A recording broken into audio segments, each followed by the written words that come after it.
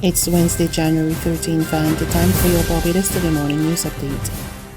The COVID-19 pandemic in Barbados is not out of control. That's assurance from Health and Wellness Minister Lieutenant Colonel Jeffrey Bostic, who is adamant that the government continues to manage the situation. He made the comments last night during a press conference after reporting that the island had recorded an additional 84 new cases of the virus, but stressed that there was no need for alarm. And when I say that it is not out of control, I mean because the cases that we are seeing predominantly are linked to the clusters that we have identified. And until we see, and I hope we never see a lot of cases across the country that we are unable to link, then we know that we have not lost control. We have not lost control because we still have the capacity to deal with what we are dealing with, even though in one or two areas which we would have mentioned, that capacity has been stretched but not broken. Broken, but can be fixed, and we are fixing those areas. So I'm saying to you that we are very much managing the situation. There's no need for alarm at all or panic, but we are not going to rest until we are absolutely satisfied that we have it fully under control. And when we have it fully under control is when the numbers are going to be on the decline in the way that we anticipate. Meanwhile, Minister Bostic has made it clear that doctors at the Queen Elizabeth Hospital are not the only ones qualified to receive hazard pay, and all categories of frontline workers are eligible. During a press briefing on Monday, head of the health communication team, Ambassador Liz Thompson, revealed that government had given the QEH $14 million, $3 million of which was to be used to pay outstanding hazard pay. Speaking on the issue last night, Minister Bostic said a number of persons were said to benefit along with doctors. This thing about hazard pay, the Ministry of Health have been paying hazard pay since March. The Queen Elizabeth Hospital had to go through a process in terms to get where there, and this process was approved, funding was approved, but the funding was not approved for doctors. This is for every category of worker within the hospital situation, including all those at the isolation facilities, from manager to janitor.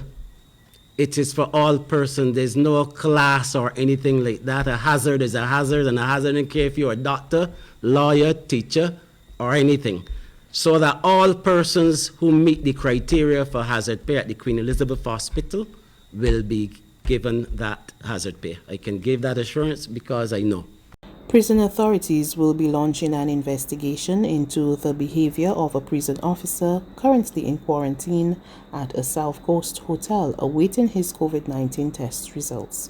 Reports reaching Barbados today claimed that the officer had attempted to take his life, a claim that has been refuted by an inside source at the property. Emmanuel Joseph reports. The source at the hotel told Barbados today that the prison officer expressed a feeling that he was going out of his mind at being kept in the quarantine for some 11 days. The source said he vented his frustration by being loud and boisterous, resulting in some guests calling the police. Police confirmed that they were called in to investigate the incident, and Prison Chief John Nurse, who is also in quarantine, said he will have to probe the matter. I was made aware of it. Of course, the matter will be investigated when I'm in a better position to do so.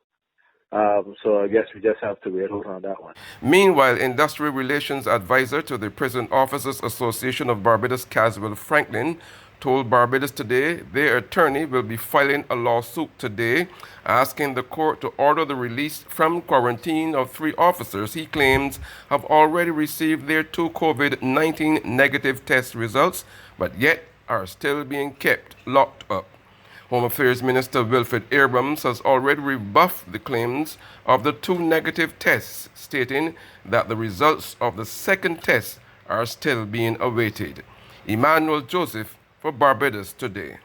Member of Parliament Trevor Prescott is not on board with a resolution to lease the former official residence of former Prime Minister Errol Barrow to a charity associated with British royalty. Minister of Housing, Lands and Maintenance, Dr. William Duguid, yesterday laid a resolution in the House of Assembly to lease the property to the Duke of Edinburgh's International Barbados charity for 25 years at $1,200 a month. But Prescott was not in agreement and expressed concern about the government's direction. This is over 15,000 square meters of property. In my view, it's a historic site. Should be representative of who we are. Not Prince Philip. Not Prince Philip. They have had so many different institutions in life that impart positive values. But at this stage, when we are on this path, you would tend to believe that we'll be grounded in something, that we believe in something. How could you not contemplate an alternative site to preserve this building in remembrance of Errol Walton Barrow? It was not his personal house, but the state provided that house for him. And he was breaking the back of the same colonial masters that this man, who was the founding father of this institution, represented. There's regional and international news after this short break.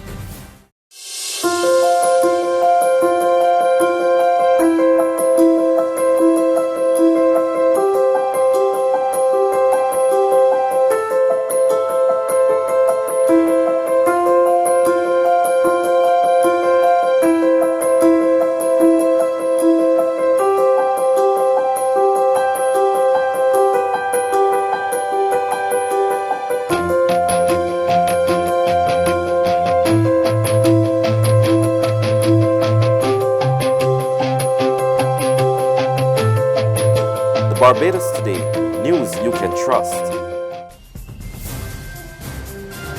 News from the region. Bermuda begins its rollout of its COVID-19 vaccine program, with Premier David Burt, Opposition Leader Cole Simons and Health Minister Kim Wilson among the first to get jabs of the Pfizer vaccine. And the country's leader is urging residents to reject vaccine hesitancy and get vaccinated. There have been some who have questioned our decision to lead by example and demonstrate our willingness to take the vaccine, due to concerns about our safety. Firstly, we were by no means the first to receive a COVID-19 vaccine, and to date, more than 10 million people worldwide have taken this vaccine, including millions in the US, the UK, across Canada, the EU, and Asia. Secondly, we as leaders must be willing to lead by example. Our aim was and continues to be to help to instill confidence and trust, and especially to combat vaccine hesitancy that exists in a higher proportion in the Black community here in Bermuda.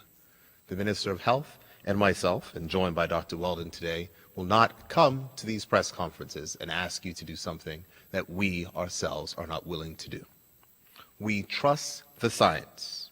We trust our advisors like Dr. Weldon, and we can say with confidence that we made the right decision to take this vaccine. And finally, head of the World Health Organization, Dr. Tedros Ghebreyesus, has made an appeal for a collective commitment within the next 100 days for the COVID-19 vaccination of health workers and those at high risk in all countries to get on the way. Next week, at the WHO Executive Board, I will be encouraging all countries to fulfill their pledges to COVAX. I call for a collective commitment so that within the next 100 days, vaccination for health workers and those at high risk in all countries are underway. Governments, manufacturers, civil society, religious and community leaders must come together to create the greatest mass mobilization in history for equitable vaccination. That's news. But for the very latest, visit us at www.barbadostoday.bb. You can also subscribe to our e-paper, email updates, or like us on Facebook, and sign up for our breaking news alerts via WhatsApp. We're also on Izumi Media in bus terminals, as well as screenplay at supermarkets and gas stations near you. And you can also hear us on Mix 96.9 FM and Capital Media HD 99.3 FM.